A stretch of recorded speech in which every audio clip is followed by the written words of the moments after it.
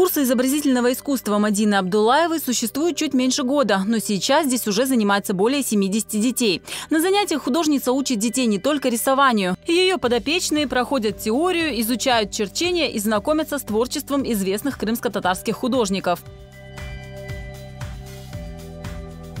Арт-студию Мадины Абдуллаевой можно назвать особенной хотя бы потому, что посещают ее, в том числе дети с задержками развития, расстройствами аутистического спектра, неврологическими и генетическими заболеваниями. Когда мамы говорят, мы бы хотели привести ребенка, он у нас очень творческий, приводят ребенка. И только не говорят перед этим, что он особенный. Они все особенные, особенно солнечные дети, которые очень любят сильно обниматься. Когда я увидела первого ребенка, Майю, девочку, да, солнечного ребенка, и я поняла, что ей в группе работать с детьми так же комфортно, как и, допустим, самостоятельно. Они выбрали самостоятельное время, отдельное время, это мы занимаемся 40-45 минут. Дети все по-разному, они устают. Почему нет, если она понимает? Это у них, получается, выходит как арт-терапия. И они работают, им это нравится, их это лечит. И они выполняют работу намного круче, чем иногда дети выполняют у меня подросткового возраста, 14-15 лет. Сейчас арт-студия пополнилась еще одной уникальной группой. Обучение здесь соответствует всем каноническим принципам исламского искусства.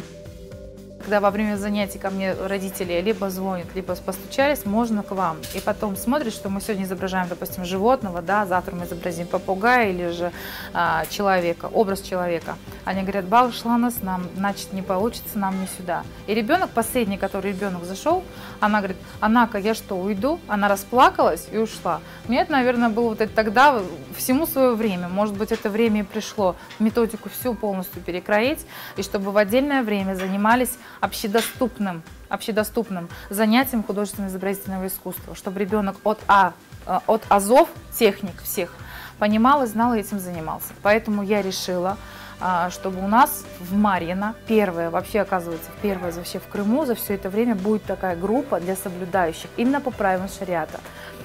Не изображать животных, с уважением относиться именно, в принципе, к любому пейзажному материалу, который будет храниться у них в папочках аккуратно у каждого ребенка. Но знания они будут получать. Теория обязательно.